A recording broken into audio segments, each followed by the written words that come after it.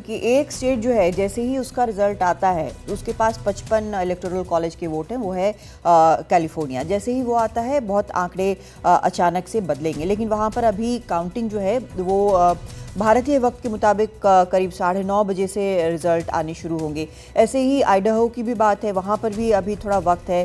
Oregon है, उसके अलावा वाशिंगटन है, तो इनमें भी थोड़ा वक्त लगेगा। एरिज़ोना अभी काउंटिंग वहाँ चल रही है, लेकिन सिर्फ 28% वोट्स की काउंटिंग हुई है, तो और यहाँ पर 5 इलेक्टोरल वोट्स हैं। न्यू मैक्सिको की बात करें, वहाँ भी 5 ही वोट हैं, तो इलेक्टोरल वोट है, वहाँ भी 28% ही हुई है। तो अभी मुख्य तौर पर अभी जो नज़र आ रहा है वो काफ़ी रेड नज़र आ रहा है। इस मैप में काफ़ी रिपब्लिकन्स की तरफ जाता नज़र आ रहा है, लेकिन वहाँ पर गौरी मौजूद हैं। गौरी, आज हम देख रहे हैं कि कमला हैरिस जो हैं वो कई जगह जा रही हैं।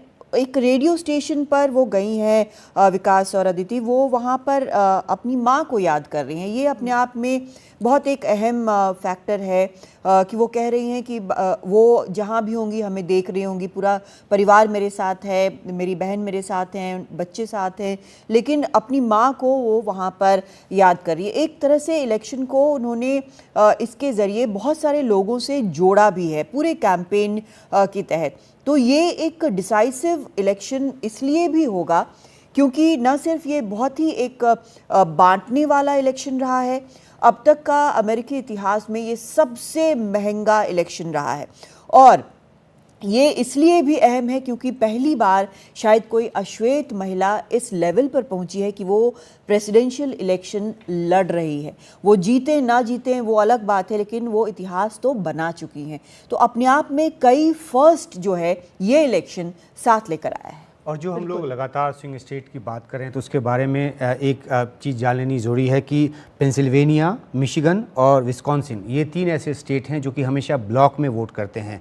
और पिछले 8 प्रेसिडेंशियल इलेक्शन से डेमोक्रेट्स का यहाँ पे कब्जा रहा है। और अगर इसको जीत लेती हैं कमला हैरिस पेंसिल्वेनिया में 0.3% से वो आगे चले, बहुत मार्जिनल उनको अभी तक एक लीड है। अगर ये 3 स्टेट का ब्लॉक वो जीतती हैं जैसा कि डेमोक्रेट्स जीतते आए हैं, तो 44 जो इलेक्टोरल कॉलेज वोट है वो इंश्योर कर लेंगी। 46 की उनको ज़रूरत है। लेकिन देखना है कि जो परंपरागत तौर पे जिनको कि रस्ट बेल्ट कहा जाता है, जहाँ पे कि उद्योग, ये औद्योगिक इलाके हैं और यहाँ पे यूनियन का अपना एक जलवा रहा है, उनकी पकड़ रही है। तो इस 3 स्टेट में अगर कमला हैरिस इनको बनाने जीतने में कामयाब रहती है, प्लस एक और स्विंग स्टेट उनको जीतना होगा क्योंकि 46 उनको चाहिए इलेक्टोरल कॉलेज वोट, तो ये 3 स्टेट का ब्लॉक प्लस एक और स्टेट। लेकिन देखने की बात यह है कि 3 स्टेट में डोनाल्ड ट्रंप की पार्टी ने वहाँ पे बढ़त बनाया हुआ है। तो ये काफ़ी एक इंटरेस्टिंग बात है कि उन जगहों पर ट्रंप ने अभी तक सेंध लगाते हुए वो दिख रहे हैं जहां पहले डेमोक्रेट्स का गढ़ हुआ करता था, और जिन स्टेट्स को पिछली बार भी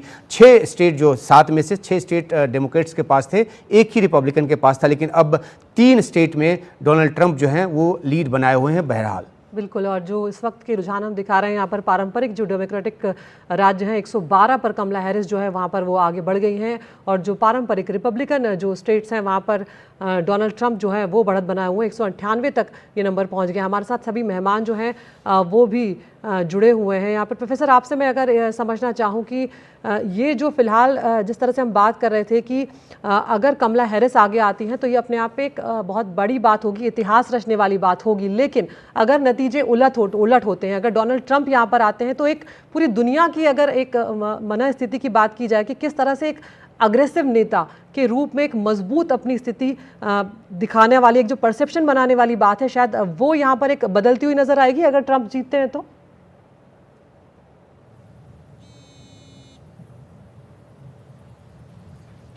ठीक है अदिति, शायद आवाज़ नहीं जा रही है, हम एक ब्रेक लेंगे अभी, छोटा सा ब्रेक में जाने से पहले आपको बता दें कमला हैरिस 112 इलेक्टोरल वोट के साथ आगे हैं और 198 इलेक्टोरल वोट पर डोनाल्ड ट्रंप अपनी बढ़त बनाए हुए हैं।